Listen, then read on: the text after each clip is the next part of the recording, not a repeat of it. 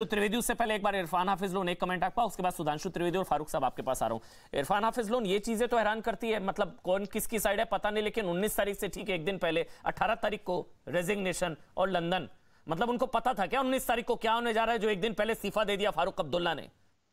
19 तारीख को क्या उनको पता था क्या होने जा रहा है, जो 18 तारीख को इस्तीफा दे दिया फारूक अब्दुल्ला ने? इरफान हाफिज लोन, देखिए अमन जी, जो हमारे रियासत के सदर थे, सदर रियासत करण सिंह जी, वो उनका कहना है कि वो कहीं पुस्तकें लिख सकते हैं कि जो दिल्ली से सरकार से गलतियां हुई, जिस कारण जो सिचुएशन इन 32 इयर्स में हमने देखी और काफी लोग मारे गए और कहीं युद्ध हुए, तो उनका मानना है कि कहीं बहुत सारी गलतियां दिल्ली सरकार से हुई है अभी तक, और उसी कारण जो कश्मीर में है हालात बिगड़ गए। हम ये मानते हैं कि कश्मीर एक समस्या है, इसका एक राजनीतिक हल होना चाहिए। और जो आरोप प्रति आरोप आप एक किसी आइसोलेटेड बात को लेकर चर्चा कर रहे हैं, मुझे लगता है वो सही बात नहीं है। आप जैसे आरोप है यहाँ पर, कुछ लोग कहते हैं भाई पहले से ये प्लान था कि भाई पंडित लोगों भाइयों को बाहर निकाला जाए और उसके बाद यहाँ पर मुसलमानों का नरसंहार किया जाए।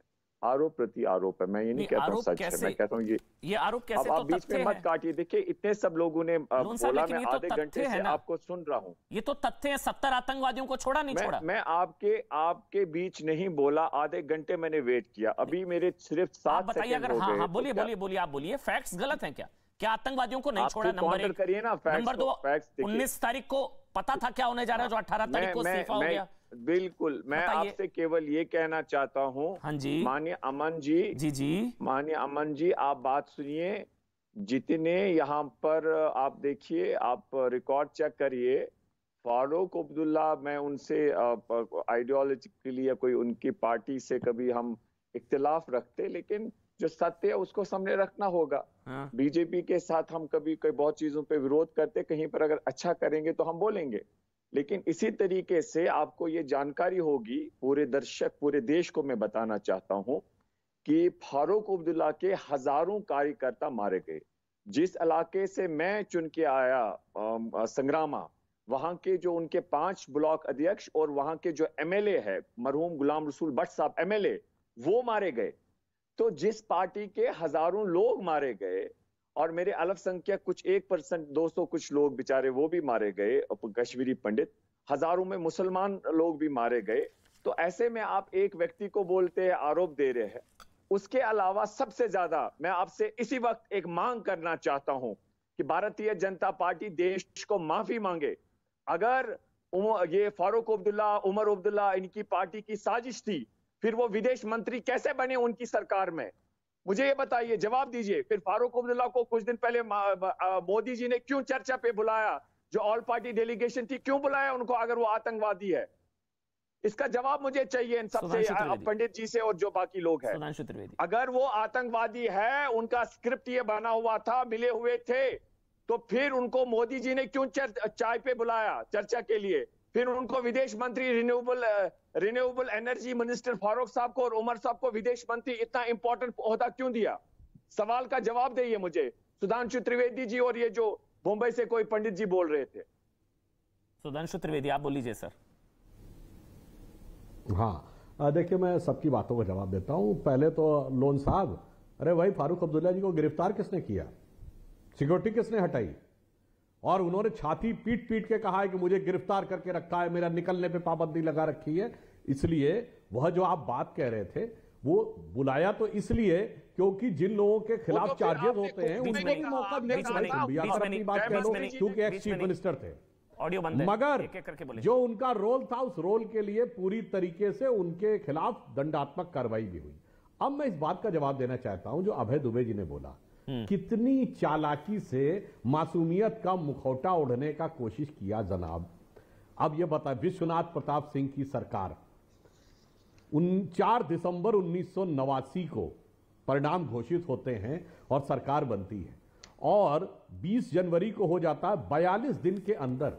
42 साल का जो किया धरा है उसका कोई माने नहीं था, सब कुछ 42 दिन का था।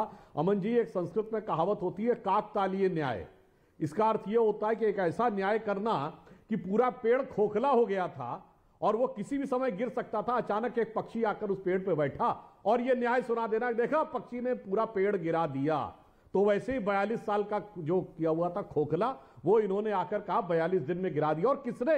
विश्वनाथ प्रताप सिंह, जो पूरी जिंदगी कांग्रेस के नेता रहे, उत्तर प्रदेश के चीफ मिनिस्टर रहे, राजीव गांधी की सरकार में रक्षा मंत्री और वित्त मंत्री रहे। और हम लोग बचपन में पढ़ते थे कि 1984 में सारे टिकट उन्होंने बांटे, वो अचानक भाजपाई हो गए। वाह, जबकि हम बाहर से समर्थन दे रहे थे। और जगमोहन जी, जो इंदिरा जी ने भी गवर्नर बनाया और राजीव गांधी ने भी बनाया, पता नहीं कैसे वो आरएसएस के आदमी हो जाते हैं। तो ऐसे ऐसे जो विचित्र तर्क देने का प्रयास करते हैं, वो जनता बहुत समझदार है। हां, एक बात मैं कहना चाहता हूं, जो दुबे जी ने कहा, हां बहुत से नरसंहार हुए हमारी सरकारों के जमाने में, अटल जी के जमाने में भी नरसंहार हुए, मैं नहीं कह सकता। अभी अभी आपने बताया कि हमारी अभी एक बिहारी मजदूर की मृत्यु हुई, मगर अभय जी मैं चुनौती से कहता हूं, भाजपा के किसी नेता का एक बयान बताइए जिसमें हमने ये कहा हो कि आतंकवादी थे वो भटके हुए नौजवान थे। कोई नेता बताइए जिसमें हमने कहा हो अफजल गुरु जैसे आतंकवादी के लिए कि वो हालात का मारा था। किसी हमारे नेता ने याकूब मेनन जैसे के लिए कहा हो कि जुडिशियल किलिंग थी।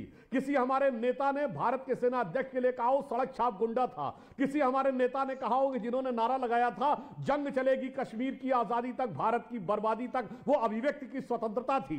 किसी ने बताइए जिसने कहा हो कि भारत तेरे टुकड़े होंगे इंशाअल्लाह, वो अभिव्यक्ति की आजादी थी। और कोई हमारा नेता बताइए, जैसे आपके जम्मू कश्मीर के अध्यक्ष सैफुद्दीन सोज ने कहा था कश्मीर को भारत से अलग हो जाना चाहिए।